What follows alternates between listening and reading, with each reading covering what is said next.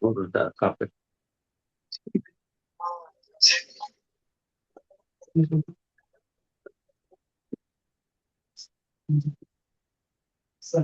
হুম।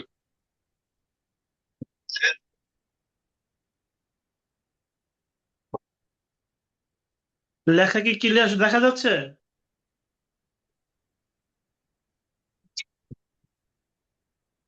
জি sir, দেখা যাচ্ছে। আচ্ছা, আমরা শুরু করব। ক্লাসে যারা অংশ নেবে আমি বলেছি তোমরা ক্লাসে ঢুকে একটু সালাম দেবে। স্যার আসসালামু আসসালামু আলাইকুম আলাইকুম। স্যার। ওয়ালাইকুম আসসালাম। আচ্ছা, তো তোমাদের প্রথমে একটু দেখিয়ে নিই। সেটা হলো যে আমাদের ফিউচার ফিট একাডেমির তোমরা প্রতি যখনই মনে হয় আহ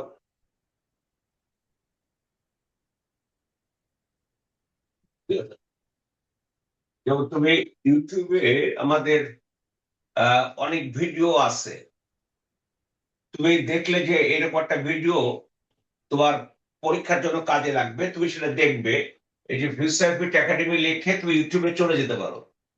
আবার আমাদের যে পেজ আছে ফিউচার ফিট একাডেমি পেজ, সে পেজে আমরা অনেক শর্ট ভিডিও, লং ভিডিও, এগুলো ফ্রি, একেবারে ওপেন, যে যে কেউ দেখতে পারে, হাজার হাজার ছেলে মেয়েরা দেখে। এটার বুস্টিংও হয়, তোমরা এগুলো দেখবে। আরেকটা হলো তোমাদের জ্ঞাতার্থে জানিয়ে রাখি যে আহ, আমি চেষ্টা করছি যে যেহেতু আমি এখানে জেনারেল নলেজ তোমাদেরকে পড়াবার জন্য কথা বলেছি প্রতিশ্রুতিবদ্ধ, আমার যে টিচাররা আছে ওনারা নিজেদের উদ্যোগে বলেছে তারা অন্তত তোমাদের বেসিকটা দেওয়ার জন্য কয়েকটা করে ক্লাস নিবে টিচাররা। তো সেক্ষেত্রে তোমরা সবগুলো সাবজেক্টে কিছু কিছু পাবে। তারপরে আমরা আলোচনা করব। তাহলে তোমরা বুঝতে পারছো যে যেমন আজকে আমি যে ক্লাসটা নেব সেটা আগামীকাল সকালবেলায় তোমাদেরকে তোমাদের গ্রুপে দিয়ে দেওয়া হবে। তখন তোমরা ওইটা একবার একটু ওপেন করে জাস্ট শুনবে। আর আজকে যে ক্লাসটা হবে তার পিডিএফটা আমি ক্লাসের শেষে দিয়ে দিব, ওটাও তোমরা বুঝতে পারবে। আমি চাবো হলো ক্লাসের মাধ্যমে পুরো বিষয়টাকে সহজে বুঝিয়ে দেওয়া, এবং তুমি বুঝতে পারলে কি না সেটা দয়া করে আমাকে একটু বুঝিয়ে দিতে হবে। যদি কেউ এরকম হলো একটা জায়গায় আমার হয়তো একটা জায়গা তুমি বুঝতে পারোনি, এটা স্বাভাবিক একটা বিষয়, কিন্তু তোমাকে বলতে হবে যে স্যার এই জায়গাটা আমি বুঝতে পারিনি। অকপটে নিজের অবস্থানটাকে তুলে ধরবে, তাহলে আমি তোমাকে সেটা আবার বুঝাবো। কাজে আমাদের হাতে কিন্তু প্রচুর সময়, প্রচুর সময়। এটা হলো আমরা আহ, আজকে বিসমিল্লাহ রহমান রহিম বলে আমরা 10 এপ্রিল শুরু করছি। আর এই 10 এপ্রিল 1971 আমাদের স্বাধীন বাংলাদেশের প্রথম সরকার গঠনের দিবসটিতে আমরা শুরু করছি। আমরা সেই জায়গা থেকে এসেছিলাম যে জায়গায় তোমরা আগামী মার্চ এপ্রিলে যে হয়তো তোমরা প্রিলিমিনারি পরীক্ষা দেবে, অর্থাৎ আমরা একটা বছর এই পড়া পড়তে সুযোগ পাচ্ছি।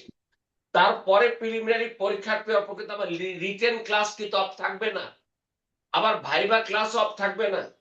অর্থাৎ এই পুরো কোর্সটার জন্য তোমরা আমার কাছে অন্তত আহ 1.5 বছরে বেশি সময় আমার সাথে থাকার সুযোগ পাবে। আমরা আশা করব যে এই সুদীর্ঘ সময় আমরা যেন সবাই সুস্থ থাকি, সবাই যেন আল্লাহর রহমতে কুশল থাকি, এবং আমাদের মানসিক অবস্থা যেন একটু হলেও ইন্সপায়ার্ড হয়। আমি প্রথমে তোমাদের সাথে বলে নেব, কোন টিচার তোমাকে সহযোগিতা করা ছাড়া কিছু করতে পারে না।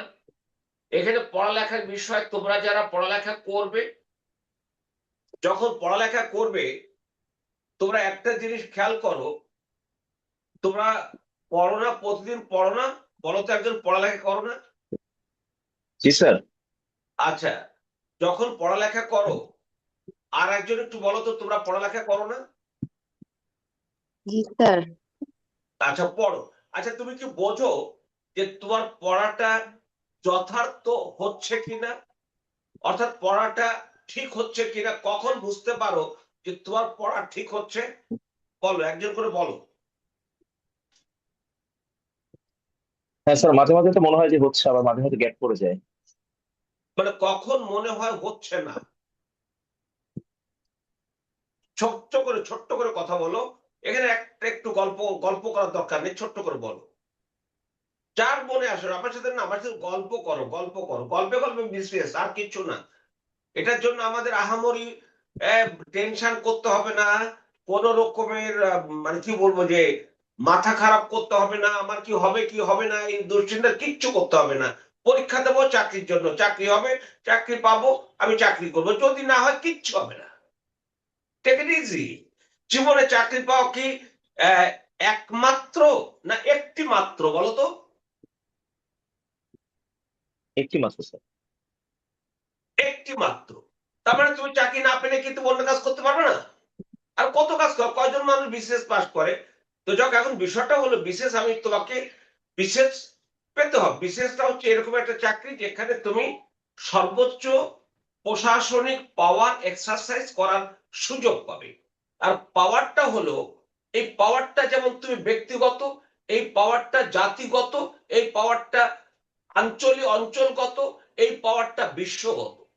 কারণ পাওয়ার হচ্ছে মানুষকে সেই শক্তি দেয় যে শক্তি তাকে সমৃদ্ধ করে। কারণ ক্ষমতা না থাকলে মানুষ নিজেকে সমৃদ্ধ করতে পারে না। আর ক্ষমতার বিষয়টি সম্পূর্ণভাবে আপেক্ষিক।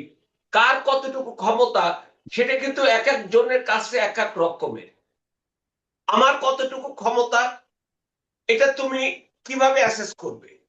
তুমি যখন সরকারি চাকরি করবে, তোমার উপরে কতগুলো দায়িত্ব দেওয়া হবে, সেই দায়িত্বগুলো পালন করাটাই হচ্ছে তোমার ক্ষমতা। তো যখন যেটা বলছিলাম, আমি প্রত্যাশা করব, আশা করব, প্রার্থনা করব, কামনা করব তোমাদের আশা যেন সফল হয়, তোমাদের প্রত্যাশা যেন পূরণ হয়, তোমরা যেন এক একজন প্রক্রেট হয়ে তোমাদের নিজেকে কতটুকু গর্বিত করবে আমার এটা দরকার নেই, তো বাবা মাকে গর্বিত করো, তোমার বাবা মাকে গর্বিত করেও যাক। আমি সেখানে আসি, তুমি পড়ালেখা করছো, আমি বলে দিচ্ছি তোমাদের উত্তরটা কি হবে। আচ্ছা তোমরা যখন পড়ালেখা করো সব কি বুঝতে পারো?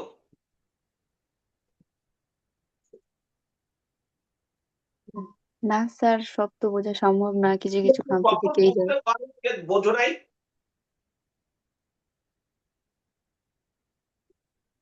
বলো যে স্যার আমি যখন মনোযোগ দিয়ে পড়ি। জি স্যার, জি স্যার। আমি আবার বলছি, তোমার পড়া তখনই যথার্থ হবে তুমি পরীক্ষার নাম্বার কত পাইলা, কোন ক্লাস পাইলা, এটা কিন্তু জাজমেন্টের বিষয় না। জাজমেন্টের বিষয়টা হলো মানুষ কিন্তু সামান্য একটু জানে। কোন মানুষকে জানো তো মহাজ্ঞানী বলা হয় না? মহাজ্ঞানী বলে পৃথিবীতে কোনো মানুষ হয় না, হতে পারে সৃষ্টিকর্তা। জি স্যার। মানুষের জ্ঞান থাকতে পারে। তোরা কি বলতে পারে কোন সেই জ্ঞানী ব্যক্তি, মানুষ যাকে বলতো মহাজ্ঞানী, তিনি বললেন আমি জ্ঞানের সাগরের একটা নুড়ি কণাও না? কে বলেছেন? কালিদাস। Isaac Newton. তাহলে দেখো নিউটন কি বড় মাপের জ্ঞানী মানুষ ছিলেন না? জি স্যার। অথচ তিনি বললেন আমি জ্ঞানের সাগরের একটা নুড়ি কণা। তোমরা যখন সাগরের তীরে যাও, ওই ঢেউয়ের সাথে ছোট ছোট পাথর আসে না, নুড়ি আসে না? জি জি স্যার। স্যার। ওটাও না। তোমরা সক্রেটিসের নাম সবাই শুনেছো না? জি স্যার। সক্রেটিসকে যখন তার তার সহযোগী একজন সৈনিক জেনোফার তাকে নিয়ে গেলেন ডেলফি নামের একটা জায়গায় অ্যাপোলো দেবতার কাছে, সে অ্যাপোলো দেবতার কাছে তিনি বললেন আমাদের এথেন্স নগরী সবচেয়ে জ্ঞানী মানুষকে অনেকক্ষণ পর ঝড় বাতাসের মতো ঢেউয়ের মতো এসে একটা শব্দ ভেসে আসলো, সক্রেটিস। তখন তো ওরা বুঝে গেল সক্রেটিসের নাম বলছে। আর সক্রেটিস বলে আমার তো কোনো জ্ঞান নাই, আমাকে কেন জ্ঞানী বলছে? অথচ দেখো তো সেই সক্রেটিস পৃথিবীতে এখন থেকে 25 বছর আগে তার লেখা কোনো বই নাই, তার উপরে বই লিখেছেন তার ছাত্র প্লেটো। তাহলে তিনি এখনো পৃথিবীর সেই শ্রেষ্ঠ জ্ঞানী একটা মাত্র জায়গায়, সেটা হলো নো দাই সেলফ। এই একটা দুটো শব্দের কারণে আগে নিজেকে জানুন, নো দাই সেলফ। বলো তো কি বলছিলেন? নো দাই সেলফ। নো দাই সেলফ মানে নিজেকে চেনো, নিজেকে জানো। এবং নিজেকে জানাই প্রকৃত জ্ঞান কিনা। জি স্যার। তুমি যদি নিজেকে জানো যে আমি একজন মানুষ, আল্লাহ আমাকে মানুষ করে বানিয়েছেন এই পৃথিবীতে, এবং তোমরা একটা বাক্য শুনে রাখো, duty towards god, duty towards parents, duty towards mankind. তোমার সৃষ্টিকর্তার প্রতি দায়িত্ব পালন করো, তোমার পিতা মাতার প্রতি দায়িত্ব পালন করো, মানব জাতির জন্য দায়িত্ব পালন করো। তুমি যখন চাকরি করবে কাদের জন্য দায়িত্ব পালন করবে? মানুষের জন্য স্যার। মানুষের জন্য। পাশাপাশি কি তোমার বাবা মার প্রতি দায়িত্ব ছেড়ে দেবে? না স্যার। ওই যে তুমি যখন মানুষের প্রতি মানুষের জন্য কাজ করছো, আমরা সৃষ্টিকর্তা বলি, কেউ আল্লাহ বলি, কেউ ভগবান বলি, কেউ দেবতা বলি, কেউ ঈশ্বর বলি, এরকম নানা নামে আমরা ডাকি না সৃষ্টিকর্তাকে? জি স্যার। জি স্যার। আবার অনেকেই কিন্তু, যেমন বৌদ্ধ ধর্মে কোনো সৃষ্টিকর্তা নেই, ওরা কোনো ঈশ্বরে বিশ্বাস করে না, সেটা তাদের ব্যাপার। বিষয়টা হচ্ছে এই যে আমরা বলি আল্লাহ, আমরা কি আল্লাহকে দেখতে পাই? না স্যার। না স্যার। বলো, আল্লাহকে কি দেখতে পাই? না স্যার। দেখতে পাই না। আল্লাহকে আমরা হৃদয়ে ধারণ করি না? জি স্যার। জি স্যার। এই যে হৃদয়ে ধারণ করলেই তুমি নিজেকে চিনতে পারবা, নিজেকে বুঝতে পারবা। যখন তুমি নিজে বুঝবা যে আমি যদি খারাপ কাজ করি, আমি যখন একজন সরকারি কর্মকর্তা ঘুষের টাকা নেয়, তখন কি সে টেবিলের উপর দিয়ে নেয় নাকি গোপনে নেয়? গোপনে স্যার। সে জানে যে এটা ভালো না, জি আমি স্যার। অবৈধ কাজ করছি সে জানে, তারপরও সে সেটা করে। জি স্যার। কিন্তু যখন বেতন পাবা, সে বেতনের টাকা গ্রান আছে, বেতনের টাকা নতুন টাকা তো নতুন 56 টাকা, ওটা গ্রান চোখে। তার মানেটা হচ্ছে তুমি তোমাকে চেনো। এই নিজেকে যখন চিনতে পারবে, অর্থাৎ তুমি যখন বুঝতে পারবে যে আমি বুঝি নাই, তোমার নিজেকে চিনলা, তখনই তুমি আমার সাথে কথা বলো। যখন আমি বলছিলাম যে আমরা যেন এভাবে পারস্পরিক, আমি তোমাদের শিক্ষক, তোমরাও আমার শিক্ষক, তোমরা অনেক বড় বড় ছেলে মেয়ে, কেউ বিশ্ববিদ্যালয়ের শিক্ষক হওয়ার যোগ্যতা রাখো, কেউ কলেজের শিক্ষক হওয়ার যোগ্যতা রাখো, কেউ প্রশাসন, কেউ পুলিশ, বিভিন্ন ক্যাডারে চাকরি পাবার যোগ্যতা রাখো, তোমরা সেই যোগ্যতা নিয়ে আগাবে। তো আমি তোমাদের সাথে আসা শুরু করি। আমি আজকে তোমাদের ইন্টারন্যাশনাল অ্যাফেয়ার্স দিয়ে শুরু করব, আর আগামী কাল তোমাদের জন্য আমি একটা রুটিন বানাবো 1 মাসের জন্য। সেই রুটিনটা কালকে তোমাদেরকে দিয়ে দেবো, সেই রুটিন মোতাবেক তোমাদের ক্লাস হবে। এবং ক্লাসটা হবে, দেখো আমি যেহেতু তোমাদের ক্লাস নেব হলো এরকম, তোমার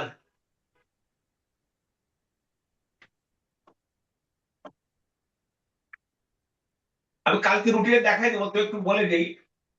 ধরো আমরা প্রিলিমিনারি যখন ক্লাস দেব, বাংলাদেশ অ্যাফেয়ার্স এর ক্লাস নেব, বাংলাদেশ অ্যাফেয়ার্স, ইন্টারন্যাশনাল অ্যাফেয়ার্স, তারপরে নৈতিকতা, মূল্যবোধ, সুশাসন, ভূগোল এবং পরিবেশ।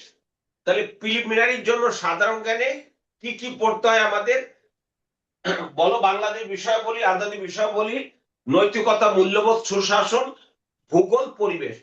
এখানে বাংলাদেশ অ্যাফেয়ার্স এ পড়বে তুমি 25 নাম্বার, ইন্টারন্যাশনাল অ্যাফেয়ার্স এ পড়বে 25, নৈতিকতা, মূল্যবোধ, সুশাসনে 15, ভূগোল পরিবেশে পড়বে 10। এই 75 নাম্বার পড়বে হলো তুমি প্রিলিমিনারির জন্য। তাহলে আমি যখন ধরো দুইটা বাংলাদেশ অ্যাফেয়ার্স পড়ালাম, তারপরে দুটো ইন্টারন্যাশনাল অ্যাফেয়ার্স পড়াবো, এরপরে আমি তোমাদের রিটেন, যখন রিটেনে যাব তখন আমি তোমার বিএ, লিখিত বিএ দুটো পড়াবো, আবার লিখিত আইএ দুটো পড়াবো। তাহলে দেখো আমরা তো পিলি রিটেন ভাইবা কিন্তু তিনটে একসাথে সারতেছি। তাহলে আমি যখন পিলি বাংলাদেশ অ্যাফেয়ার্স পড়াবো দুটো ক্লাস নেব, রোটেশনে চলতে থাকবে। ইন্টারন্যাশনাল অ্যাফেয়ার্স পড়ালে সেখানে দুটো ক্লাস নেব, নৈতিকতা মূল্যবোধ সুশাসন একটা ক্লাস নেব, ভূগোল পরিবেশে একটা ক্লাস নেব, রিটেনে বাংলাদেশ অ্যাফেয়ার্স এ দুটো নেব, ইন্টারন্যাশনাল অ্যাফেয়ার্স এ দুটো নেব। এরপরে আমি ভাইবার একটা নেব, ভাইবার একটা নেব, আবার ঠিক রোটেশনের পরে এই এই কয়টা 2 2 4 5 6 7 8 9 10 11 12 নম্বর ক্লাসে আবার আসবে বাংলাদেশ অ্যাফেয়ার্স, 15 নম্বর ক্লাসে আবার আসবে ইন্টারন্যাশনাল অ্যাফেয়ার্স। এবং তোমরা একটু আলাদা আলাদা খাতাও রাখবে, যখন এখানে বসবে কিছুটা লেখা দরকার লিখবে। আর তোমাদের 4টে বই অলরেডি অনেকে পেয়ে গেছো, যারা পাওনি তারা একটু জানাবে, অথবা যারা ভর্তি হওনি তারা ভর্তি হয়ে গেলেই তোমাদেরকে প্রিলিমিনারি 4টে বই দিয়ে দেওয়া হবে। আর রিটেনের জন্য আমি মে মাসের ভিতর অবশ্যই তোমাদের বইগুলো যার যার ঠিকানায় চলে যাবে। বাংলাদেশ অ্যাফেয়ার্স এর সাথে থাকবে হলো তোমার বাংলা রচনা, এটার সাথে থাকবে ইংলিশ এসে থাকবে, এভাবে দেব। আর প্রতি মাসে একবার করে আপডেট দেব। এর কারণটা হলো, দেখো তো, গত 7 তারিখে ইরানের প্রস্তাবে ইরান আমেরিকা ইসরায়েল যুদ্ধ বিরতির কথা হয়েছে না? জি স্যার। তোমার কি মনে হয় যে যেমন আমি এর উপরে যে নোটটা লিখছি 50তম বিশেষের জন্য, সেটা হলো যুদ্ধ বিরতি, এটা কি দীর্ঘ মেয়াদে যুদ্ধ বিরতি থাকবে? এটা কি শান্তি আসবে নাকি যুদ্ধ আবার হবে? এখানে কি আমরা এক বাক্যে কি বলতে পারছি কোনটা হবে? যতক্ষণ না হচ্ছে না স্যার। বলতে পারছি না। তাহলে আমাকে প্রত্যেকটা সময় খেয়াল রাখতে হচ্ছে, প্রতিদিন এরকম 10 থেকে 12টা পেপার আমাকে কালেকশন করতে হচ্ছে। ভিডিও আমি প্রচুর ভিডিও দেখি, এডুকেশন ওরিয়েন্টেড ভিডিও দেখি, সেই ভিডিও যেটা আমার লাগবে সেটা আমি সেভ করে রাখি। আমার সকালে যখন টাইপিস্ট আছে ইসমাইল সেটা, আর আমি আরো দুজনের নাম্বার দেবো, ইসমাইল আর হলো শফিক, যাদের এই কিছু কি বলে টেকনিক্যাল সমস্যা হতে পারে, যেমন জুম, অনেকেরই জুম থাকে না ইত্যাদিতে, ওদের সাথে কথা বলতে হবে। আমি শেষে ওদের নাম্বারটা দিয়ে দিব, ওদের সাথে কথা বলবে। আর পড়ালেখা নিয়ে যখনই তো মনে হবে যে আমার বুঝতে হবে, সে রাত 10টা হোক 11টা হোক, আমি 12টা 12:30টার আগে সাধারণত পড়ালেখার বাইরে থাকি না। আমি চেষ্টা করি যে পড়তে।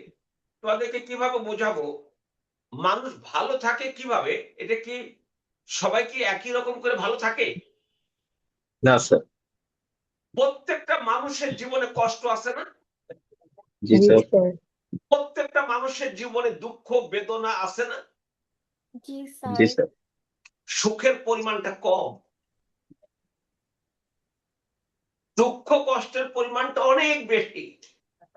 তারপর তো মানুষ মারা যাওয়ার আগ পর্যন্ত বেঁচে থাকতে চায়, তাই না?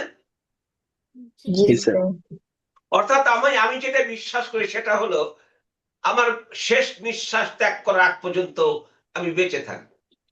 যতক্ষণ বেঁচে থাকবো ততক্ষণ আমার আহার হবে, যতক্ষণ বেঁচে থাকবো ততক্ষণ আমার পোশাক হবে, যতক্ষণ বেঁচে থাকবো ততক্ষণ আমার আমার আত্মীয় স্বজন, আমার সন্তান, আমার একটা নাতিও আছে, আমি নানা আছি আর কি, সে খুব মজার, ও আমেরিকা থাকে, বছরে একবার আসে।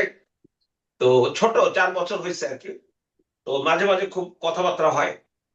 তো যাক, বিষয়টা হলো তোমাদেরকে আমি আমি যদি বলি যে তোমাদের তো বাবা মা আছেন, একজন শিক্ষক তিনি কিন্তু পিতৃতুল্য। তো বাবাকে কি তোমার সবচেয়ে ঘনিষ্ঠ বন্ধু মনে হয় না? জি স্যার। তার মানে তুমি আমাকে বন্ধু ভাবতে পারো, আমার সাথে অকপটে কথা বলতে পারো।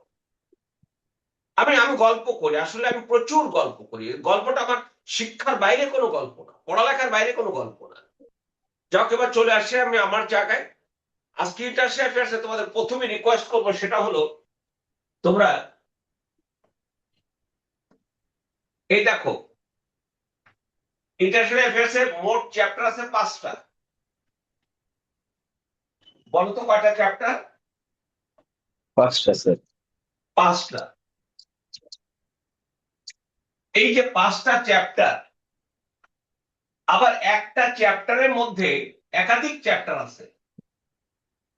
1 নম্বর চ্যাপ্টারটা পড়ো তো, একজন দেখি পড়তে পারো কিনা। জি স্যার, বৈশ্বিক ইতিহাস, আঞ্চলিক ও আন্তর্জাতিক ব্যবস্থা, ভূ রাজনীতি। আচ্ছা, 2 নম্বর আরেকজন পড়ো তো। আন্তর্জাতিক নিরাপত্তা ও আন্তরাষ্ট্রীয় লেখাটা বুঝলাম না, আমি ছোট করে দিছে কেন এত জায়গা থাকতে। আন্তর্জাতিক নিরাপত্তা, আন্তরাষ্ট্রীয় ক্ষমতা সম্পর্ক। 3 নম্বর হচ্ছে বিশ্বের সাম্প্রতিক চলমান ঘটনা প্রবাহ। এই যে চলমান ঘটনা প্রবাহ, তার মানে সারা বিশ্বে এবং বাংলাদেশে প্রতিদিন কি হচ্ছে এগুলো কিন্তু জানতে তোমার 1 ঘন্টা তুমি সময় দিবে। 1 ঘন্টা সময় দেবে, রাতে একবার টেলিভিশনে খবর দেখবে। আর তোমরা সবচেয়ে ভালো হয় যদি ভিন্ন ভিন্ন সাবজেক্টের কেউ, একজন ইংলিশের, একজন বাংলার, একজন অঙ্কের, এরকম যদি 3 বন্ধু একসাথে হতে পারো গ্রুপ ডিসকাশনের জন্য, সপ্তাহে একবার বা 10 দিনে একবার, মাসে 3 দিন, তোমরা সকাল থেকে সন্ধ্যা অবধি, সেটা তোমাদের কারো বাসায় হতে পারে, কোন লাইব্রেরিতে তুমি লাউডলি কথা বলতে পারবে না, এই জন্য এমন একটা জায়গা বেছে নেবে যেখানে তোমরা বলা থাকবে যে আগামী সপ্তাহে আমি এক্স এটা পড়াবে দুজনকে, ওয়াই বাকি দুজনকে এটা পড়াবে। তুমি কিন্তু তোমাদের 3 জনের, তোমরা 3 জনই মাস্টারি করবে। তাতে কি হবে? তোমার আত্মবিশ্বাস বেড়ে যাবে। এভাবে যখন তোমার আত্মবিশ্বাস বেড়ে যাবে, তখন তোমার ভিতরে একটা সাহস আসবে।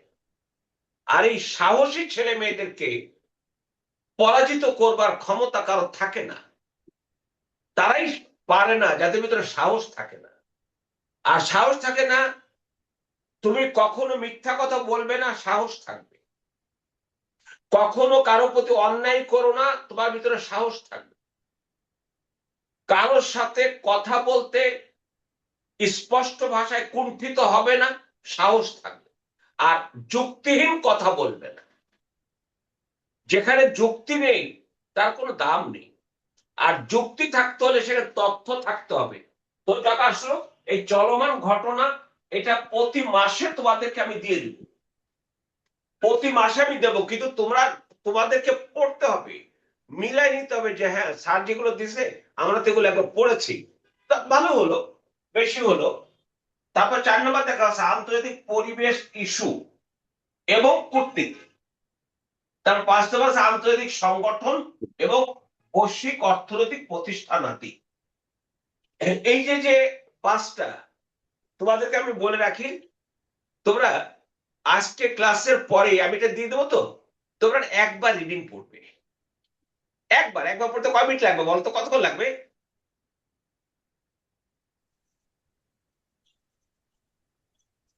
বলতে পারবা?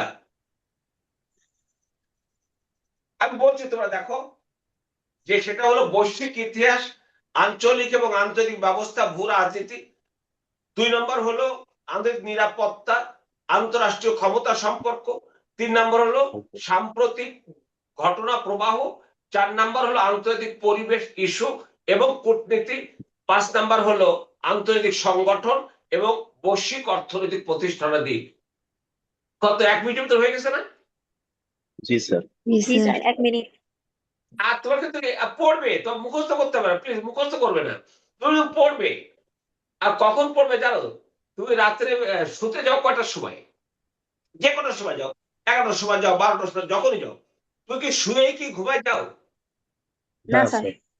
ওই যখন শুলে তখন না সিলেবাসটা, এটা তো আমি আজকে বাংলাদেশ ইন্টারন্যাশনাল দিচ্ছি, এরপর বাংলাদেশ অ্যাফেয়ার্স দিব, তারপর তোমার নৈতিকতা, মূল্যবোধ, সুশাসন সব পেয়ে যাবে।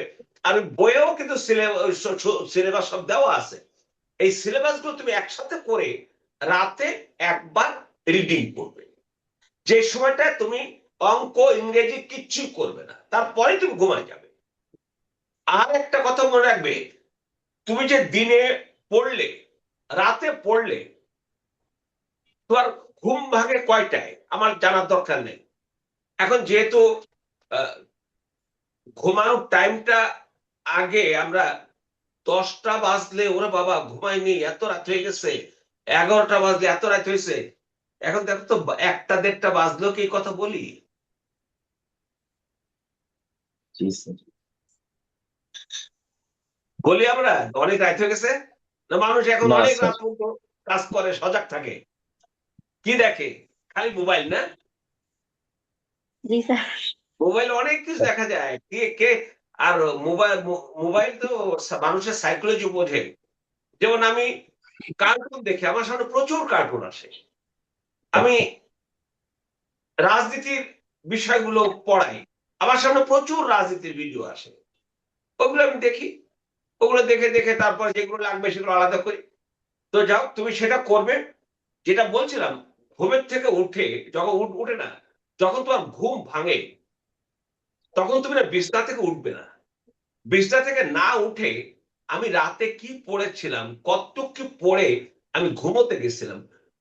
মানুষ ঘুমিয়ে যখন যায় তখন তার সেন্স কি রকম থাকে, বডির সব ফাংশন তো চলে, তাই না? জি স্যার। কিন্তু সে ব্রেনটা তার সাইলেন্ট থাকে, সে ঘুমায় আছে। ওই সময়টা তোমার ব্রেন অ্যাক্টিভ ছিল না। কিন্তু তুমি যখন ভোরে মনে মনে ভাবলো যে আমি তো কালকে এটা পড়ছিলাম, দেখো তো বলতে পারো কিনা। যদি বলতে পারো, তোমার পড়াটা এস্টাবলিশ হয়ে গেছে।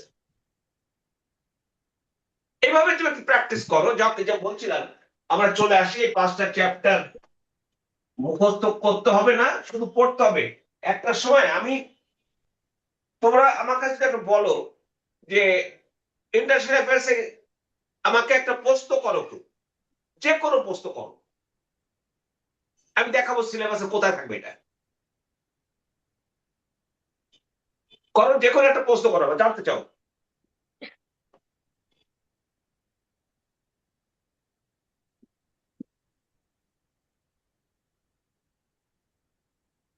মনে হচ্ছে না? স্যার ভারত পাকিস্তান মানে ডিভাইড হয়েছে কত সালে? এটা ভারত একটা জানি স্যার। পাকিস্তান কত সালে হ্যাঁ, বিভক্ত হয়? কত সালে? মানে বিভক্ত হয়, যেমন 1947 সালে স্যার বিভক্ত ওটা হয়েছে। হচ্ছে আমাদের বাংলাদেশ অ্যাফেয়ার্স এর সিলেবাসে 1 নম্বরেই আমাদের সেটা আছে। বাংলাদেশ অ্যাফেয়ার্স ওটা আমাদের পড়তে হবে। এটা 1947 সালে জি আহ স্যার। 14 আগস্ট 15 পাকিস্তান হয়, 15 আগস্ট ভারত হয়। আমি কিন্তু স্বাধীনতা হয় তা বলছি না, ভারত এটা হয় এতে। তো তো জি স্যার। ইন্টারন্যাশনাল একটা কথা আরেকজন একটা জিজ্ঞেস করো না, যেটা আন্তর্জাতিক বিষয়, আমি দেখাবো সিলেবাস কোথায় আছে।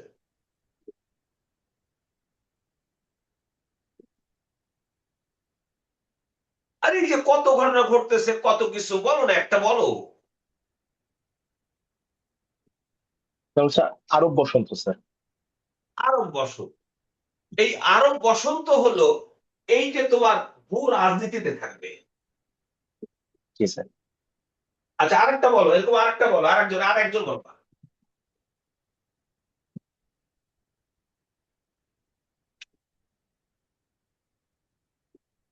যেমন স্যার মহাদেশ নিয়ে স্যার, মহাদেশ মহাসাগরিক এসব। তুমি উপমহাদেশ নিয়ে বলছো, সেটা হলো আমাদের, যেমন কাশ্মীর ইস্যু নিয়ে ভারত জি স্যার। পাকিস্তান, এই কাশ্মীরটা একটা ভূগোলের অংশ না? জি স্যার। এটা নিয়ে পাকিস্তান ভারত বিরোধী দ্বন্দ্ব আছে না? আবার জি স্যার আছে। ডুরাল লাইনের কথা তোমরা শুনবে, খাইবার জি স্যার। পাখতুনখোয়া, যেটা আগে ছিল উত্তর পশ্চিম সীমান্ত প্রদেশ পাকিস্তানের, যেখানে তারা যুদ্ধ করছে স্বাধীনতার জন্য। তাহলে পাকিস্তানের যে অঞ্চলটা, ওখানে যারা পশতুন নরগোষ্ঠী জনগোষ্ঠীর সদস্য, তারাই কিন্তু তেহরিকি তালেবান অর্থাৎ টিপিটি বা পাকিস্তানের যে তালেবান, তারা কিন্তু ওই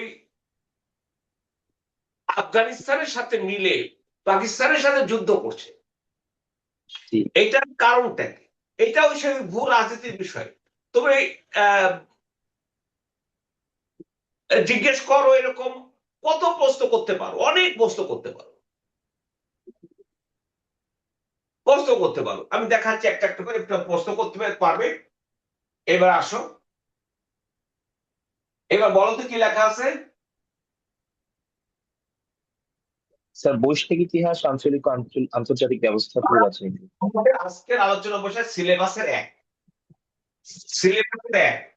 বৈশ্বিক ইতিহাস, আঞ্চলিক আন্তর্জাতিক ব্যবস্থা, ভূ রাজনীতি। আমি তোমাদের একটু সময় নিব, সেটা হলো এই যে বৈশ্বিক ইতিহাস, এই শব্দটা কি তোমরা বুঝতে পারো?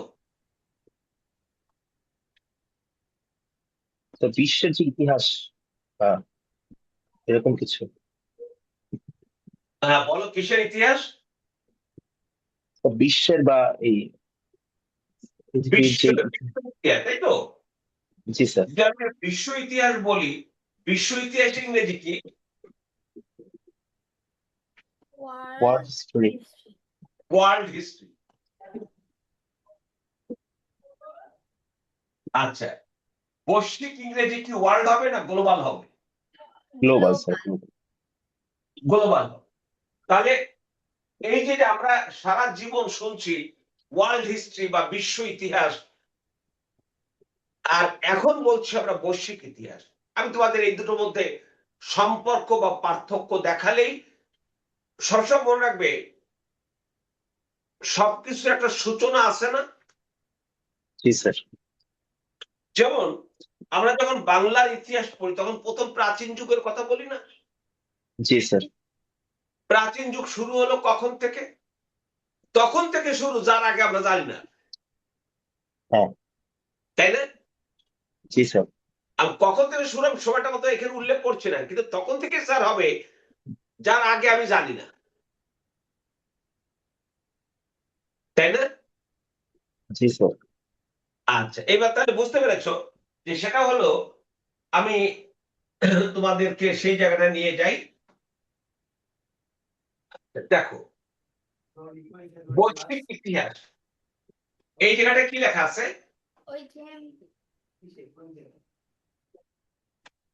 স্যার, বিশ্ব ইতিহাস। এই জায়গাটা আছে বিশ্ব ইতিহাস। বিশ্ব বলো কি ইতিহাস। লেখা আছে? বিশ্ব ইতিহাস। বিশ্ব ইতিহাস। এই জায়গাটা লেখা আছে বৈশ্বিক ইতিহাস, গ্লোবাল হিস্ট্রি। আমি এটা পার্থক্যটা তোমাদের, পার্থক্যটা বলবো, নিচে লেখা আছে, তোমার পিডিএফ এ পেয়ে যাবে, শুধু শোনো আমার কাছে। সেটা হলো আচ্ছা তোমরা বলো না যে ওই প্রাচীন কালে ভারতে সিন্ধু সভ্যতা নামে একটা সভ্যতা গড়ে উঠেছিল। জি স্যার। জি স্যার। আচ্ছা তোমরা শোনো না যে আহ, এই এখন থেকে 5,000 6,000 বছর আগে আহ, এই যে মেসোপটেমিয়া নামে একটা সভ্যতা গড়ে উঠেছিল। জি স্যার। শোনো তোমরা এগুলো, তোমরা এটাও তো শোনো যে আহ ভারতে প্রথম পর্তুগিজরা এসেছিল। জি স্যার। জি স্যার। এই যে যে কথাগুলো বলছি আমি, এগুলো কি ওই আমাদের সিন্ধু সভ্যতা কি সারা ভারতের সভ্যতা বিকাশ করেছিল? সারা না স্যার। পৃথিবীতে সিন্ধু সভ্যতা কি প্রভাবিত করেছিল? না স্যার। করে। কিন্তু আজকে যখন আমি পরিবেশ নিয়ে কথা বলি, জলবায়ু নিয়ে কথা বলি, তখন কি শুধু আমাদের না সারা বিশ্বের? সারা বিশ্বের। যখন জলবায়ু নিয়ে কথা বলি তখন কি শুধু আমাদের জলবায়ু আমাদের সমস্যা নিয়ে কথা বলি নাকি বিশ্ব নিয়ে কথা বলি? বিশ্ব নিয়ে কথা বলেছি। বিশ্ব নিয়ে কথা বলি, গ্লোবাল সেটা। আচ্ছা, জি। এটা কি ছিল? আমরা কতদিন আগে আমাদের পরিবেশ কার্বন নিঃসরিত হচ্ছে, ক্লোরোফ্লোরোকার্বন জীবাশ্ম জ্বালানি ব্যবহার করার ফলে আমাদের পরিবেশ দূষিত হচ্ছে, যা আমাদের ওজোন স্তরকে ক্ষয় করে দিয়ে সূর্যের অতি বেগুনি রশ্মি পৃথিবীতে আসার সুযোগ দিচ্ছে। আর সূর্যের অতি বেগুনি রশ্মি যখন আসে তখন যে বাস্তবতা হয় সেটাকে বলে গ্লোবাল ওয়ার্মিং। গ্লোবাল ওয়ার্মিং শব্দটা বলো তো। Global warming. এই গ্লোবাল গ্লোবাল ওয়ার্মিংটাই হলো বৈশ্বিক উষ্ণায়ন। এই বৈশ্বিক যখন বিশ্বটা উষ্ণ উষ্ণ হচ্ছে, তাপমাত্রা বাড়ছে, আমরা দুটো অঞ্চলে ভাগ করি পৃথিবীকে, একটা মরু অঞ্চল আর একটা মেরু অঞ্চল। কটা অঞ্চল ভাগ করছি? দুইটা স্যার। একটা হচ্ছে মরু অঞ্চল।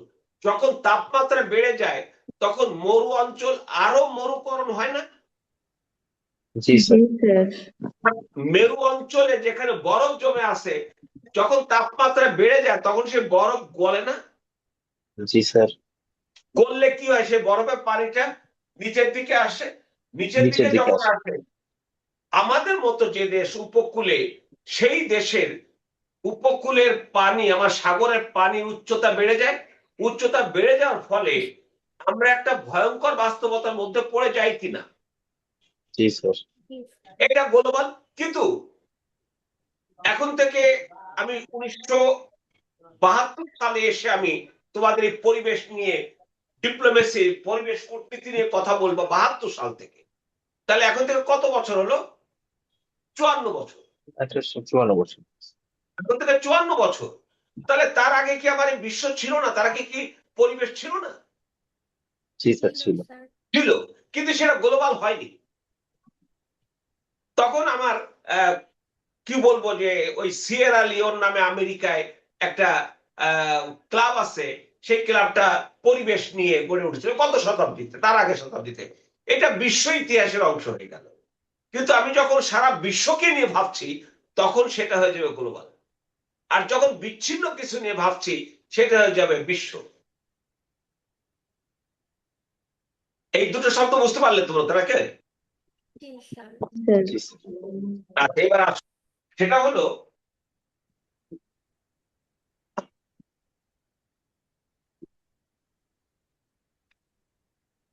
এবার দেখো আমি যে কথাগুলো বলছি, ইতিহাসে সেই ঘটনাগুলো পড়ানো হয়। আচ্ছা, ইতিহাসে কি আমরা যখন আমেরিকার ইতিহাস পড়ি, আমেরিকার ইতিহাস কি আমরা যখন পড়ি তখন কি আমেরিকার ইতিহাস আমরা সব পড়তে পারি? না স্যার, যেগুলো ইম্পর্টেন্ট বা দরকারি সেগুলো। আমরা আমাদের পড়ালেখার বিষয়টা হলো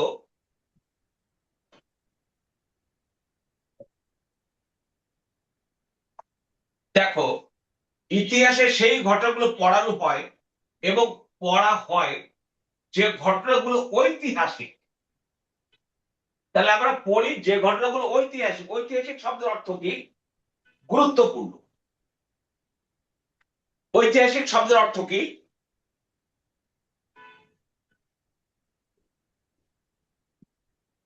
যেগুলো স্যার গুরুত্বপূর্ণ, ইম্পর্টেন্ট। গুরুত্বপূর্ণ।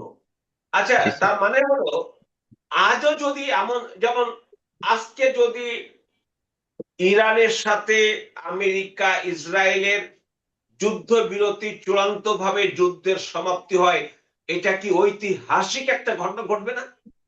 জি স্যার। তারপর ঐতিহাসিক মানে ইতিহাসে ঘটে যাওয়া ঘটনা সব না, যা আমার জানার দরকার সেটাই হচ্ছে ঐতিহাসিক, মানে গুরুত্বপূর্ণ। আমি যখন জি ভারতের স্যার। ইতিহাস পড়ি তখন কি আমি ওই ভারতে সুলতানি শাসন পড়ি না? হ্যাঁ। জি মোগল স্যার শাসন পড়ি। পড়ি না? জি স্যার। ব্রিটিশ শাসন পড়ি না? জি স্যার। পাকিস্তানের শাসন পড়ি না? জি। কারণ এগুলো আমাদের কাছে কি? ঐতিহাসিক। গুরুত্বপূর্ণ বা ঐতিহাসিক। গুরুত্বপূর্ণ। মানে আমাদের পড়তে হয় যেগুলো ঐতিহাসিক বা গুরুত্বপূর্ণ। তাহলে আমরা আস্তে আস্তে বুঝে যাব, সিলেবাসটা যখন বুঝে যাব যে গুরুত্বপূর্ণ বা ঐতিহাসিক ঘটনাগুলো কি কি আছে সেগুলো হবে। আচ্ছা, এবার আসলে আমি একটা কথা বলি তোমাদের, সেটা হলো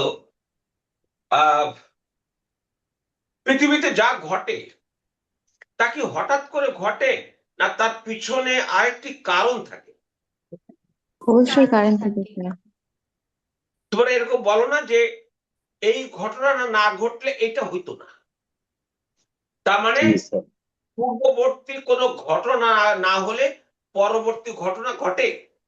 না স্যার। না স্যার। তাহলে আগামী কালকে কোনো ঘটনা ঘটবে, তার পূর্ববর্তী ঘটনা আজকে বা আগে ঘটেছে, জি স্যার। জি তাই তো? স্যার। এই যে পূর্বের যে ঘটনা পরবর্তী ঘটনা ঘটাতে সাহায্য করে, পূর্ববর্তী ঘটনাকে কি বলে?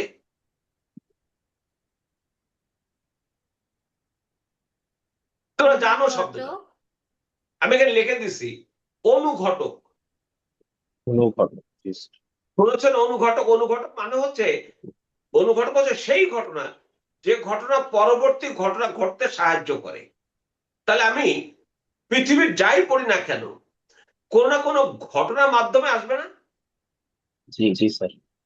আমি বলছিলাম, আমি যখন ওই কি বলবো যে 1488 সালে পর্তুগাল নাবিক বার্থোলুমেউ দিয়াজ তিনি ভারতে আসা নৌপথ আবিষ্কারের জন্য এসছিলেন দক্ষিণ আফ্রিকা সর্বদক্ষিণের বিন্দু দিয়ে, কিন্তু তিনি ফাইনালি আসতে পারেননি। তার 4 বছর পর ক্রিস্টোফার কলম্বাস, যিনি ইতালির নাবিক, স্পেনের রানী ইসাবেলা তাকে 3টা জাহাজ দিয়ে বললেন, যাও তুমি ইস্ট ইন্ডিজ, আমাদেরকে তাও ইউরোপ বলা বলতো, আমাদেরকে পূর্ব ভারত, ইস্ট ইন্ডিজ। উনি রওনা দিলেন। উনি রওনা দিয়ে জিব্রাল্টার প্রণালী হয়ে আটলান্টিক সাগর দিয়ে এভাবে উত্তমাশা অন্তরীপ হয়ে প্রশান্ত মহাসাগরে আরব সাগর দিয়ে তিনি এদিকে আসেন, বরং উনি চলে গেছিলেন পশ্চিম দিকে। এবং উনি ফাইনালি কি করলেন? উনি আবিষ্কার করলেন আমেরিকা। এবং আমেরিকার যে ভূখণ্ডটা আবিষ্কার করলেন, তিনি কি আমেরিকা আবিষ্কারের জন্য বেরিয়েছিলেন, না পূর্ব ভারত না স্যার। আবিষ্কারের জন্য বেরিয়েছিলেন? পূর্ব ভারত স্যার। পূর্ব ভারত। কিন্তু তিনি চলে গেলেন পশ্চিম গোলার্ধে। জি স্যার। কিন্তু তিনি মনেই করছেন যে আমি ভারতের পশ্চিম অংশ আবিষ্কার করে ফেলেছি। জি জি স্যার। ওনার মাথায় আসেনি যে আমি ভারত আবিষ্কার করিনি, এটা কিন্তু মাথায় আসেনি। উনি না। ভারত আবিষ্কারের জন্য বেরিয়েছেন, উনি এদিকে না এসে ওদিকে চলে গেছেন। উনি যা আবিষ্কার করেছেন উনি মনে করলেন আমি ভারত আবিষ্কার করেছি, তবে এটা ভারতের পশ্চিম অংশ। উনি নাম করলেন ওয়েস্ট ইন্ডিজ। West Indies. এই যে আমরা সারা জীবন শুনছো না তোমার ওয়েস্ট ইন্ডিজ, জি জি স্যার। স্যার। অর্থাৎ পশ্চিম ভারত। ইন্ডিজ মানে ইন্ডিয়া। ইন্ডিয়া। আমাদের এই ভারতবর্ষ থেকে শুরু করে ইন্দোনেশিয়া পর্যন্ত এই ভূখণ্ডকে ইউরোপ বলতো ইস্ট ইন্ডিজ, পূর্ব ভারত। তারপরে আসো 1498 সালে আরেকজন পর্তুগিজ নাবিক ভাস্কো দা গামা, তিনি কালিকট বন্দর আবিষ্কার করলেন ভারতে। এই যে ভারতে আসা নৌপথ আবিষ্কার করার জন্য ইউরোপীয়দের এত প্রচেষ্টা কেন ছিল? আর যদি সেই আবিষ্কার করার জন্য ভারতে আসার নৌপথ আবিষ্কার করার উদ্যোগ না নিত, আমেরিকা আবিষ্কার হতো? না না স্যার। ভারত হতো, আমেরিকা হতো না, পৃথিবীকে আজকে এখানে আসতো? না স্যার। তার মানেটা হচ্ছে আসলে হয়তো সময় আমি লাগবে। জি এখন স্যার। তো অনেক আগের কথা বলছি, সেগুলো জি সবই স্যার। কিন্তু বিশ্ব ইতিহাসের ঐতিহাসিক এক একটা ঘটনা। জি স্যার। তোমাকে সেখানে বাইর করতে হবে। আমি এই জায়গাটা সুবিধা হবে তোমাদের জন্য যে আমি খুব প্রত্যেকটা জিনিস তোমাদের গল্প আকারে বোঝাবো। গল্প বলতে বলতে বলতে বলতে দেখবা তোমরা গুরুত্বপূর্ণ ঐতিহাসিক সব গল্প তোমরা বলতে পারবে, আর বলতে পারলে লিখতেও পারবে। জি স্যার। এই জন্য লিখিত লিখিত যখন ক্লাস করবে দেখবে লিখিত প্রচুর তথ্য প্রিলিমিনারিতে চলে আসে, কিন্তু শুধু প্রিলিমিনারিতে পড়াতাম যখন, তখন কিন্তু আমি লিখিত ওইটা পড়াইতে পারতাম না। কারণ আমি তো তোমাকে তো আমি লিখিত, ধরা যাক যে বাংলাদেশের আগামী 2000 বিগত আওয়ামী লীগ সরকার ভিশন 2041 দিয়ে গিয়েছিলেন, তারপরে ইউনূস সরকার সাহেব এগুলো কিছু করেননি। এখন তারেক রহমান সাহেব উনি এখন অব্দি কোনো ভীষণ বা লক্ষ্য বা গোল দেননি। উনি একটা কথা বলে এসছেন, I have a plan. G sir. উনি একটা বাক্য বলেছেন, আই হ্যাভ এ, বলো, প্ল্যান। তার প্ল্যানটা কিন্তু আমি জানি না, তার প্ল্যানটা আমি জানি না। এবং তার যে নির্বাচনী ইস্তেহার, সেই ইস্তেহারে আমি প্ল্যান বলতে যেটাকে বোঝাবো সেটা হলো যে বাংলাদেশকে উনি আগামী 2050 সালে বাংলাদেশকে কোথায় দেখতে চান। জি স্যার। কারণ উনি একজন রাজনীতিবিদ, উনি দেশের মানুষের কল্যাণের জন্য তার দলের এবং তার উদ্যোগে তার দলের একটা লং টার্ম গোল থাকতে হবে না? জি স্যার। এই যে গোলটাকে ইংরেজিতে বলে পার্সপেক্টিভ প্ল্যান। জি। পার্সপেক্টিভ, এটা পরে তোমাদের সাথে কথা বলবো। তো যখন বলছিলাম যে সেই গোলটা আমাকে থাকতে হবে। এখন ধরা যাক যে আমি তোমাকে রিটেনে পড়াবো যে আপনি আগামী 20 বছর পর বাংলাদেশকে কোথায় দেখতে চান। হতে পারে না? কিছুদিন আগে একটা ব্যাংকের স্যার। ব্যাপারে একটা পরীক্ষা, এটা রিটেন এসেছিল কয়েক মাস আগে। আপনার তোমাদের এটা হতে পারে না? জি স্যার। এটা রচনা হতে পারে, প্রশ্ন হতে পারে। আচ্ছা, সেখানে যখন পড়াবো সেখানে আমার আমি আজকে কখন বলছি 20 বছর পরে, 2026 সালে না? এখন 2026। এটা কত সাল?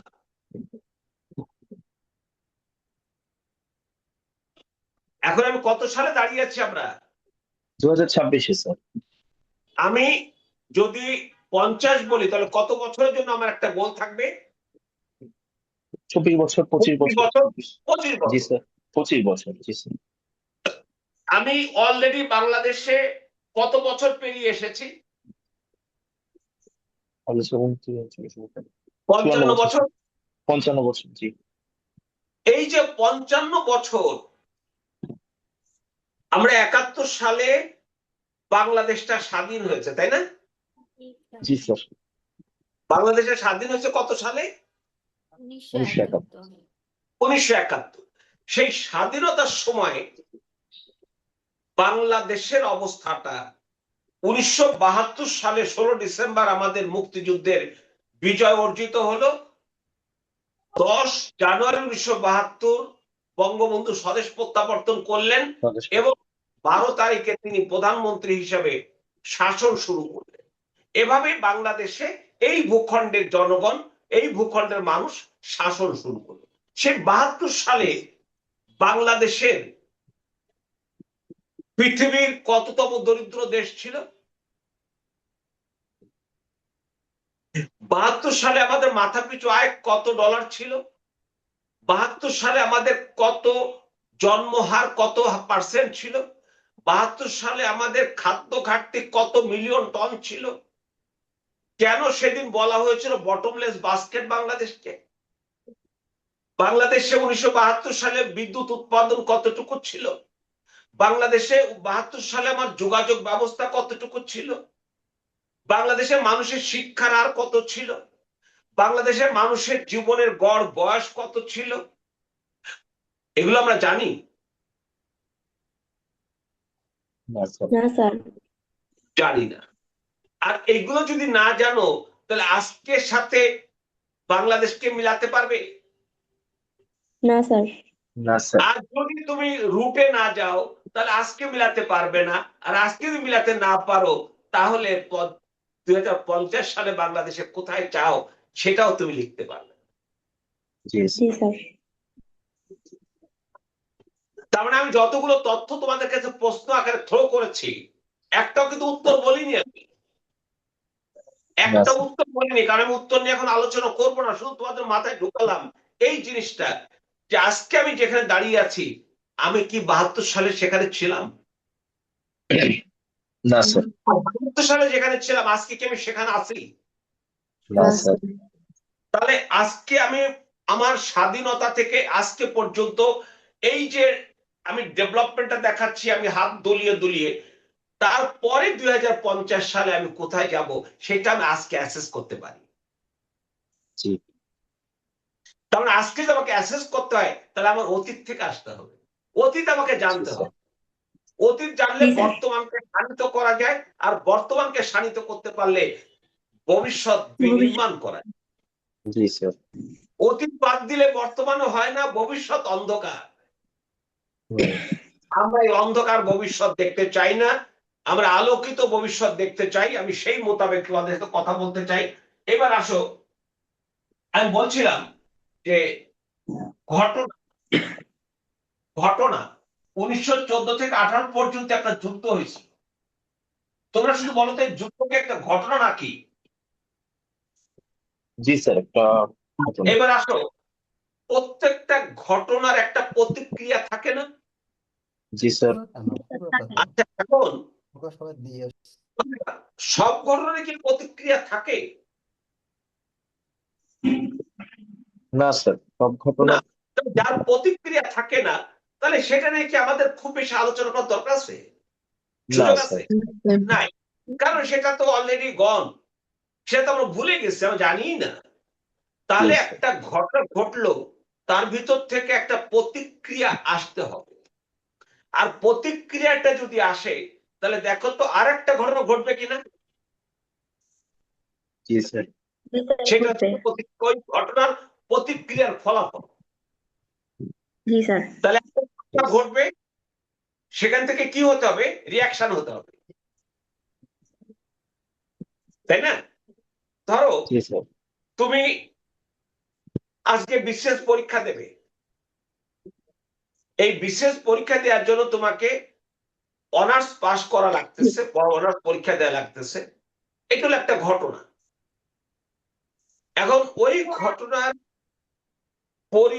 মানে পরিপ্রেক্ষিতে বা প্রতিক্রিয়া তুমি পরীক্ষা দেওয়ার যোগ্য হলে, পরীক্ষা দিয়ে চান্স পেলে, ফলাফল পেলে না, তোমার নিয়ে কেউ আলোচনা করবে? জি না স্যার, স্যার। করবে। আর যদি পাও, চান্স তুমি সঠিকভাবে পেলে করবে। সঠিকভাবে তোমার নিয়ে সারা জীবন আলোচনা হবে, অনেক কিছু, তাই না? জি স্যার। জি আমি স্যার। ঠিক ওই জায়গাটা আসছি তোমাদেরকে বোঝাতে যে গ্লোবাল হিস্ট্রি, ওই বৈশ্বিক ইতিহাসটা শুরু হচ্ছে কখন। দেখো, এই যুদ্ধের সময়কালটা কত বলছিলাম?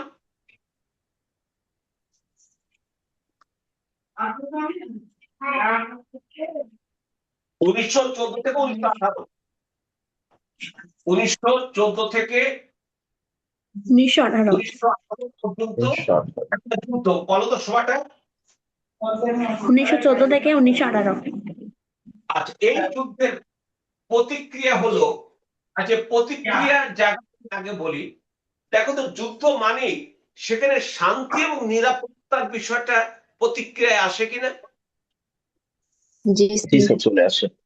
আচ্ছা, তাহলে আমি 2014 থেকে 2018 পর্যন্ত যুদ্ধ, আগে কি বিশ্বে যুদ্ধ হয়নি? জি স্যার, হয়েছে। অজস্র যুদ্ধ হয়েছে, তার প্রতিক্রিয়াও আছে। এখন সেই প্রতিক্রিয়ার ভিতরে যেমন ধরো, ব্রিটেনের সাথে ফ্রান্সের 7 বছর ব্যাপী যুদ্ধ হয়েছে।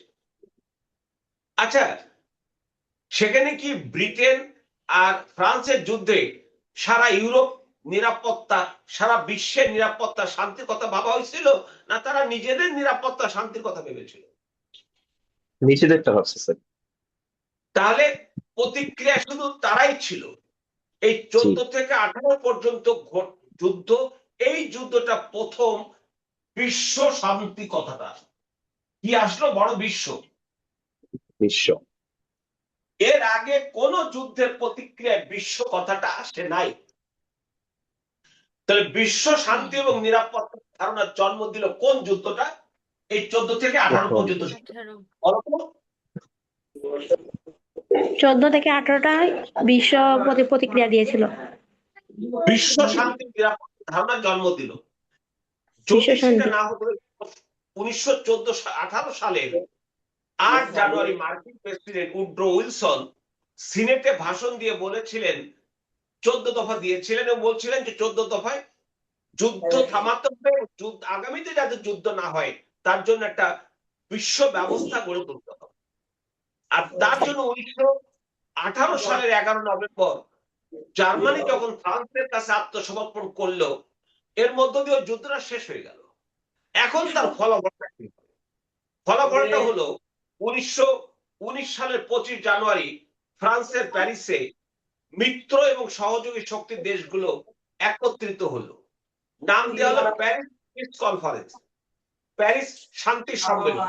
সেই শান্তি সম্মেলনে গঠন হলো লিগ অফ নেশনস। গঠন হলো কি?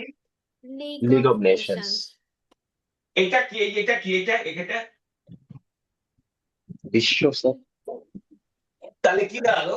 দেখো তো, এই যুদ্ধটা আমাদেরকে মানসিক নীতিকে ধরে দিল কিনা? জি স্যার। তো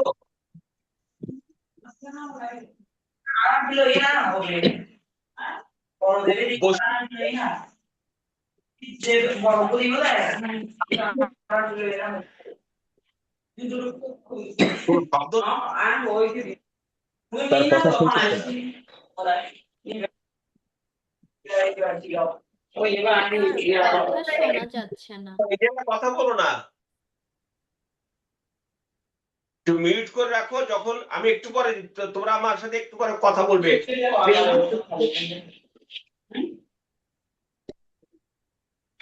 আচ্ছা, তাহলে এটা বুঝেছো যে 1914 সালে এই যে লিগ অফ নেশনস, এটা হচ্ছে বিশ্বের প্রথম বিশ্ব ব্যবস্থা।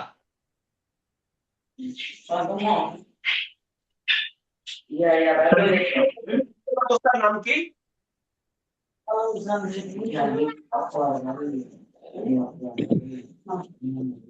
বলো একজন। স্যার কথাগুলা বেজে বেজে আসতেছে। বিশ্বের প্রথম বিশ্ব ব্যবস্থা হলো লিগ অফ নেশনস। বলো। জি স্যার, বিশ্বের প্রথম বিশ্ব ব্যবস্থা। এর আগে কি কোন যুদ্ধের প্রতিক্রিয়ার ফলাফল এরকম বিশ্ব ব্যবস্থা গড়ে উঠেছিল সবাইকে নিয়ে? না স্যার। ওঠেনি। তাহলে এইটা এখন বৈশ্বিক হয়ে গেল কিনা? জি স্যার। তার মানেটা হচ্ছে বৈশ্বিক ইতিহাসটা শুরু হলো আমাদের প্রথম বিশ্বযুদ্ধ থেকে। তাহলে যুদ্ধের নাম কি? বিশ্বযুদ্ধ। কেন? এই যুদ্ধটা বিশ্ব ব্যবস্থা গড়ে দিছে। জি স্যার।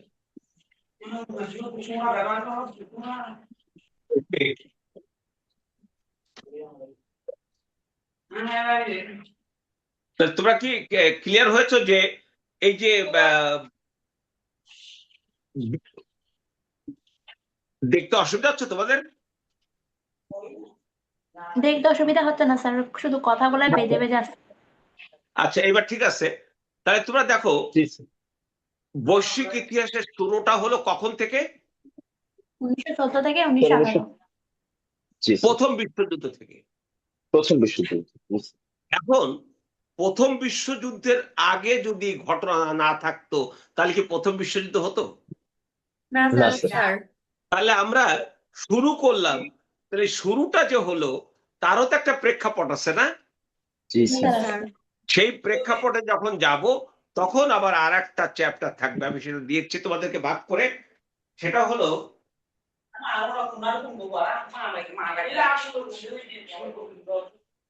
এই যে দেখো, এখানে ছোট করে সব লেখা আছে। এবার আসো, আমি আর একটা কথা বলছি। এই যে বিশ্ব ইতিহাস বা ওয়ার্ল্ড হিস্ট্রি হলো অনাদিকাল থেকে শুরু হয়ে বর্তমান পর্যন্ত ঐতিহাসিক ঘটনা ঘটেছে, তা সবই বিশ্ব ইতিহাস। বৈশ্বিক ইতিহাস হলো ইংরেজি গ্লোবাল হিস্ট্রি, সেই ঐতিহাসিক ঘটনা যা সারা বিশ্বকে নিয়ে ঘটে। অন্যভাবে বলা যায় যে ঘটনা দীর্ঘ মেয়াদে সারা বিশ্বকে প্রভাবিত করে। এরপর লেখাগুলো আর এত ছোট হবে না, আজকে এদের খুব দ্রুত করতে হয়েছিল, যে ছোট করে ফেলছে। আজকে শুক্রবার ছিল। দেখো, অন্যভাবে বলা যায় যে ঘটনা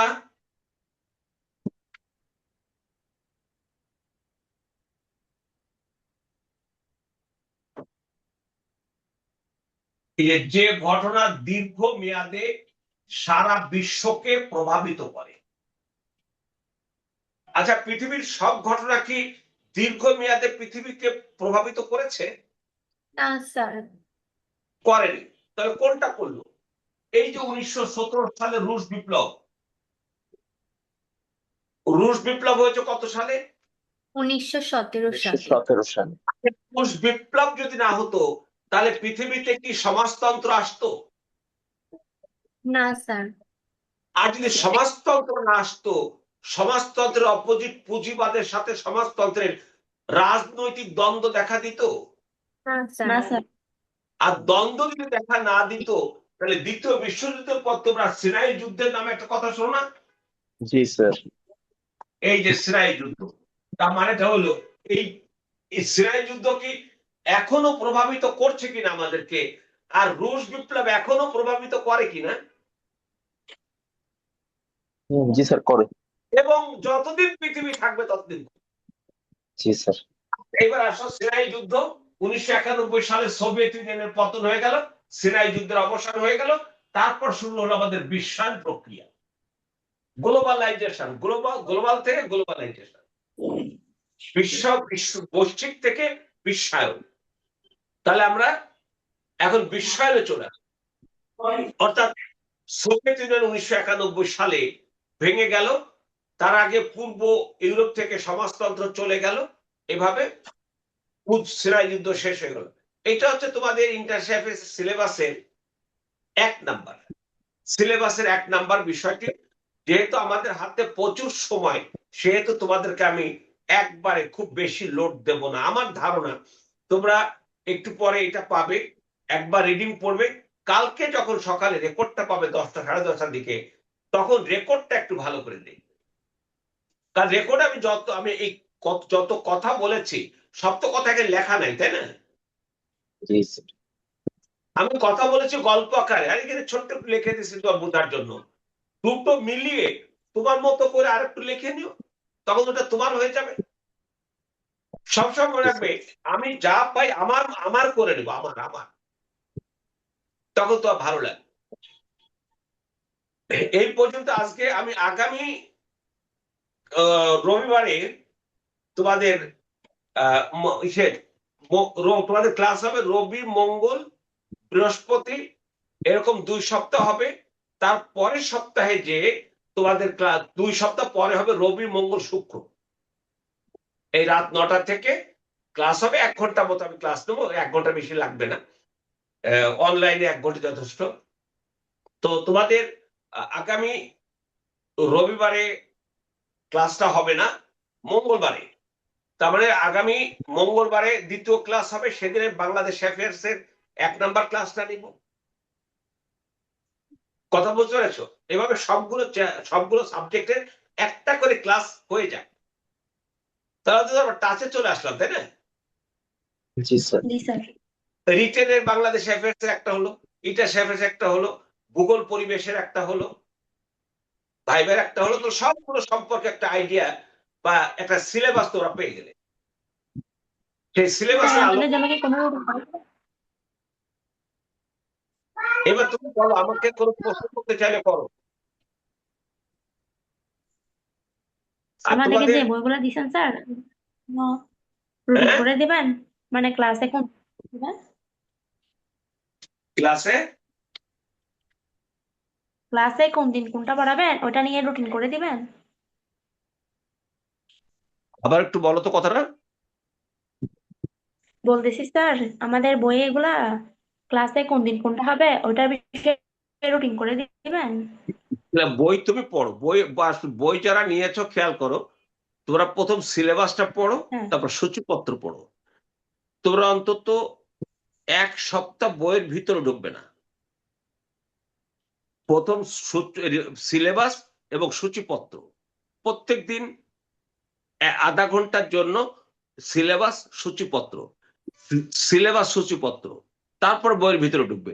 এগুলো বইয়ের ভিতরে আসে একরকম, আর আমি যখন কথা বলি তখন তো আমি বইয়ের ভাষা বলি না, তাই না? আমার মতো করে আমি বলি। তো বই পড়বে, বইতে এগুলো এক এক রকম করে লেখা আছে, তুই বই তো পড়বে, এটাও পড়বে।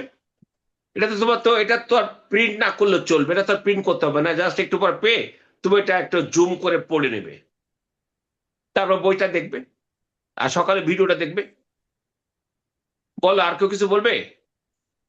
কারণ যে পিডিএফ এর কথা বলছিলেন, পিডিএফ দিবেন, ওটা কি স্যার হোয়াটসঅ্যাপ গ্রুপে দিয়ে দিবেন? হ্যাঁ হ্যাঁ, তোমাদের হোয়াটসঅ্যাপ গ্রুপে দিয়ে দেবো, এই ক্লাসটা শেষ করে আচ্ছা, দিয়ে দেবো। ঠিক স্যার। আর কালকে তোমাদের রুটিন দিয়ে দেবো, মঙ্গলবার থেকে, মঙ্গলবার বৃহস্পতিবার, তারপরে রবিবার, মঙ্গলবার বৃহস্পতিবার, এরপরে রবি মঙ্গল বৃহস্পতি শুক্র, এভাবে রুটিন দিয়ে দিব। আচ্ছা, ঠিক আছে। আর তোমাদের আরো যে টিচাররা আছেন তারা কবে কি পড়াবেন সেটাও আমি আশা করি যে আহ, এই মাসের 20-25 তারিখের পর ওনারা বলেছে, স্যার আমাদেরকে বলেন, আপনি ওদেরকে আমরা কয়েকটা ক্লাস দিয়ে একটু বেসিকটা দিয়ে দিব আর কি। ইংলিশ টিচারও বলেছে, ম্যাথ টিচারও বলেছে।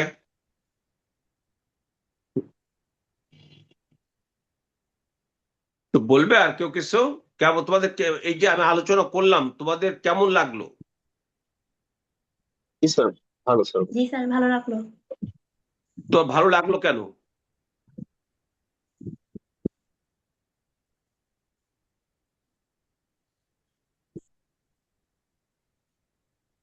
বলতে পারছো না বুঝিয়ে?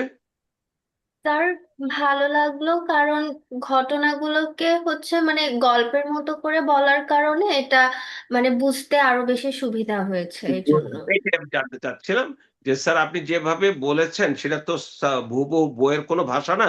আপনি আমাদের বোঝার জন্য, আমরা যাতে সহজে বুঝি সেই সমস্ত ভাষা ব্যবহার করেছেন এবং আমাদেরকে ইন্টারাকশনটা করেছেন যাতে আপনার সাথে আমরা একত্র হতে পারি।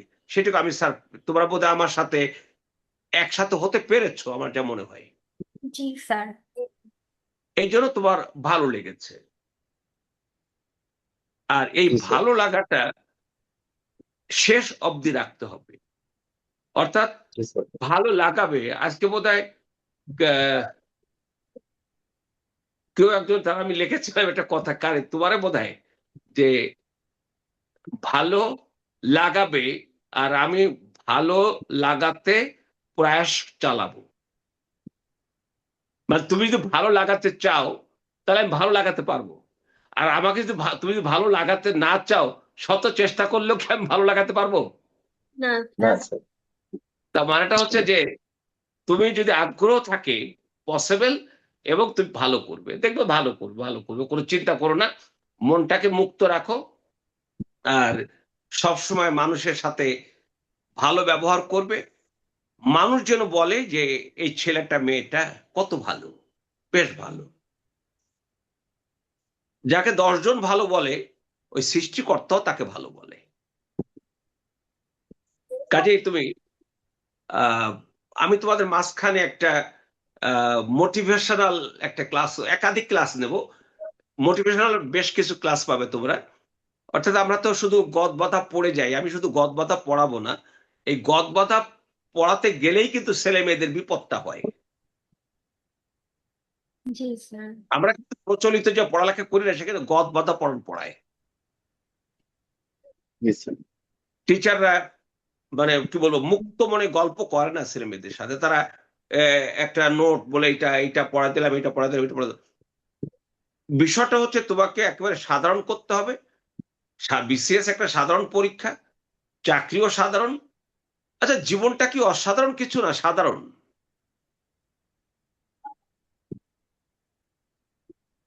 জীবনটা কি জীবনটা কি খুব বেশি জটিল কিছু? জীবনটাকে যত সহজ করবে তত ভালো থাকবে। জি স্যার। প্রত্যেকটা জীবনে, মানুষের জীবনে কষ্ট থাকে, বেদনা থাকে। যেমন দেখো, সক্রেটিস একটা কথা বলেছেন, এই জীবনে মানুষকে দুঃখ দুঃখ কষ্ট বেদনা অপমান সইতে হয়, একমাত্র মৃত্যু তা থেকে মানুষকে পরিত্রাণ দেয়। কথাটা কি শুনলে জি স্যার। জি কেমন স্যার। কথা? এই কথাটি মনে রেখো। তার মানে তুমি তোমাকে মানুষ দেখবে কষ্ট দেবে, মানুষ তোমাকে দুঃখ দেবে, মানুষের কাছে বেদনা পাবে, মানুষ তোমাকে অপমান করবে, কিন্তু তুমি এই কথা সক্রেটিস বলতে পেরেছেন যে মৃত্যু, ওনাকে যখন জিজ্ঞেস করা হয়েছিল যে আপনার বিচার করা হয়েছিল খ্রিস্টপূর্ব 399, অর্থাৎ এখন থেকে প্রায় 2500 বছর আগে, তার জিজ্ঞেস করা হয়েছিল যে আপনি শাস্তি কি চান। ওখানে বিচারে শাস্তি দেওয়া হতো না, চাওয়া হতো, বলতো আপনি চান। উনি বললাম মৃত্যুদণ্ড চাই। আচ্ছা, কেউ কি ইচ্ছা করে মৃত্যুদণ্ড চায়? না স্যার। উনি চেনেন, এ কারণে ওনার বিরুদ্ধে যে সকল অভিযোগ আনা হয়েছিল সব ছিল মিথ্যা। উনি ভেবেছেন আবার কালকে আবার আর একটা অভিযোগ দেবে, এবার নামে মিথ্যা, আমরা কালকে আবার এই সমস্ত মানুষগুলো আমরা অপমান করবে। উনি একটা মহান কথা বলে গেছেন, বিচারকদের 500 জন বিচারক তার বিচার করেছিল, তাদের শেষ কথাটা বলেছিলেন আপনাদের সাথে আমার একটা পার্থক্য আছে, আমি পুরো গল্প পরে করব, পার্থক্য আছে। তাহলে আমি যে জানি না তা আমি জানি, আর আপনারা যে জানেন না তাও জানেন না। আমি যে জানি না তা আমি জানি। আর তুমি যখন জানবে যে আমি জানি না, তখন না তোমার ভিতরে জানার আগ্রহটা বাড়াতে হবে। তারপর দেখো সক্রেটিস হাজার হাজার বছর, লাখ লাখ বছর তিনি প্রাসঙ্গিক থাকবে।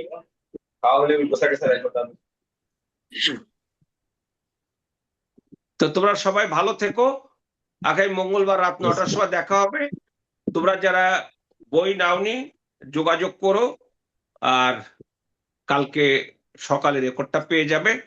তাহলে আশা করি আর কেউ কিছু বলবে না। তাহলে দেখা হবে আবার। ভালো থেকো সবাই, খোদা হাফেজ। আসসালামু ঠিক আছে, আলাইকুম স্যার। আসসালামু আলাইকুম স্যার। ওয়ালাইকুম আসসালাম। মানে করা